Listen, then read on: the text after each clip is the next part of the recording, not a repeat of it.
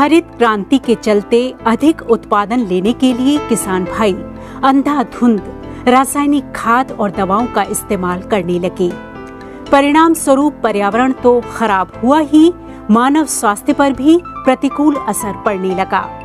इसलिए जरूरी है कि रासायनिक की जगह अधिक से अधिक जैविक खेती की जाए। जैविक खेती के महत्व को देखते हुए आज हमारे कई किसान भाई इसे अपना रहे हैं।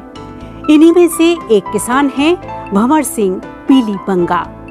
ये एक मुहिम के तहत खुद तो जैविक खेती कर ही रहे हैं, राज्य के दूसरे किसानों को भी इसके लिए प्रेरित कर रहे हैं। राम राम किसान भाइयों, मैं भंवर सिंह पीलीबंगा, जो पिछले लगातार 8 सालों से जैविक खेती के ऊपर मैं और मेरी पूरी टीम कार्य कर रही है।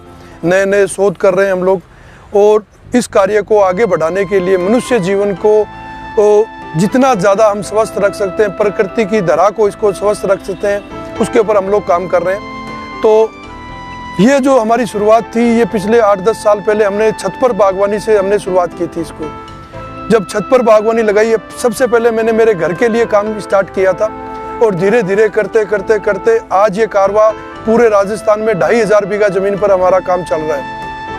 राजस्थान ही नहीं, मध्य प्रदेश और यूपी में भी हमारा काम चल रहा है। जैविक खेती से उगाई गई सब्जियों के स्वाद और इनसे होने वाले फायदों को देखते हुए आम उपभोक्ता का रुझान जैविक सब्जियों की ओर होने लगा है। चूंकि इनका खेत शहर के बीचों बीच स्थित है, इसलिए लोग सीधे ही इनके खेत पर सब्जी लेने पहुंच जाते हैं। साथ ही ये ग्राहकों को अपने सामने सब्जी तुड़ाई करने की सुविधा भी दे रहे हैं। ये जो जैविक खेती है, जहर मुक्त संतुलित खेती है, इसीलिए हमने इस काम को स्टार्ट किया था।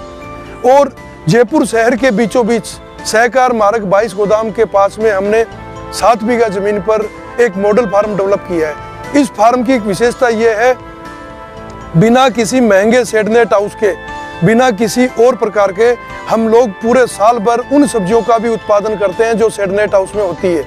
दूसरी बात, यहाँ पर 3 लेयर जो सब्जी का मॉडल है वो हम लोग यहाँ पर ले रहे हैं। अभी जहाँ मैं खड़ा हूँ वहाँ पर हम लौकी के साथ में टमाटर का उत्पादन लिया है, नीचे ब्रोकली ली है। अभी ब्रोकली हटने के बाद में अब हम इसमें गोभी लगाने जा रहे हैं। तो कहने का मतलब ये है कि अगर किसान जैविक खेती और संतुलित खेती के समन्वय को मॉडल को अपना करके अगर खेती करना चाहेगा, तो मैं दावे के साथ ये कह रहा हूँ कि उसका ना तो उत्पादन कम होगा और ना ही उसकी आय कम होगी। हमने यहाँ पर 25 प्रकार की सब्जियाँ लगाई है। 25 प्रकार की सब्जियों में जैसे टमाटर 2 वैरायटी के हो गए, लौकी होगी, लौकी हमारे पास 5 वैरायटी की है। किसान भाइयों, यहाँ पर मैं देसी बीजों का संवर्धन का कार्य भी कर रहा हूँ। यहाँ पर ऐसे ऐसे देसी बीज का उत्पादन हम लोग कर रहे हैं जो आने वाले समय में जिनको देसी सब्जियाँ लेने की इच्छा होगी और देसी बीज की सब्जियाँ लेने की इच्छा होगी, वो हमारे को मुंह मांगे रेट दे करके और उन सब्जियों को प्राप्त कर सकते हैं। यहाँ पर करेला है, तुरई है, टिंडा है, अभी तरबूज और खरबूजा लगा रखा था, वो खत्म हो गया। अब उसकी जगह दूसरी सब्जियाँ लगा रहे हैं। ब्रोकली लगाई थी हमने पालक है, धनिया है, पुदीना है, और उसके बाद में भिंडी है, मिर्च है।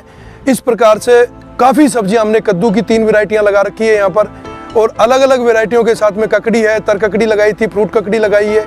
तो ये सारी चीज़ें हमने यहाँ पर लगा करके, और एक तरीके से किसानों को, जो उपभोक्ता है, सबसे बड़ी बात है हमने आउटलेट खोल रखा है। यहाँ पर उपभोक्ता आता है और अगर उसको वहाँ पर पड़ी हुई सब्जी पसंद नहीं आती है तो वो 10 रुपये एक्स्ट्रा दे करके तुड़वा करके भी लेके जा सकता है। यानी हम पहले तोड़ के रख देते हैं। अगर उसको लगता है कि मुझे ये सब्जी नहीं लेनी है और मुझे ताज़ा सब्जी फ्रेश तुड़वानी है, तो मजदूर को 1 किलो के ऊपर 10 रुपये उसको एक्स्ट्रा देना होता है और मजदूर उसको तोड़ करके देगा, क्योंकि लेबर का चार्ज उसी के लगेगा जिसको अपने आंखों के सामने तुड़वाना है। ये सर्वप्रथम अपने खेत की मिट्टी की जांच करवाकर मृदा में आवश्यक सूक्ष्म पोषक तत्वों की कमी को पूरा कर गाय के गोबर और गौमूत्र की सहायता से जैविक खेती करते हैं। इनका मानना है कि अगर खेत की मृदा स्वस्थ होगी तो फसल तो अच्छी होगी ही, साथ ही इसमें कीट रोगों का प्रकोप भी कम होगा। जहर मुक्त संतुलित खेती करने के लिए सर्वप्रथम आपको अपनी भूमि और मिट्टी माप की जांच करवानी होगी। जांच करवा करके आप ये देखेंगे कि कौन से पोषक तत्व हमारी मिट्टी में है और कौन से पोषक तत्व नहीं है हमारी मिट्टी के अंदर। उसके बाद में आप फिर जैविक खेती की शुरुआत कर सकते हैं। प्राय किसान क्या करते हैं कि बिना किसी मिट्टी की जांच करवाए हुए और एक हठ धर्मिता के साथ जैविक खेती का काम चालू कर देते हैं। और जिस खेत के अंदर सूक्ष्म पोषक तत्व, जैसे मैं उदाहरण के तौर पर दे रहा हूं कि आपकी मिट्टी के अंदर आयरन नहीं है और आपने ये प्रण कर लिया कि मुझे तो जैविक खेती की शुरुआत करनी है, गाय गोबर और गौमूत्र से शुरुआत करनी है, आयरन आपके खेत में बिल्कुल भी नहीं है, तो आपके उत्पादन में बहुत ज्यादा असर पड़ जाएगा।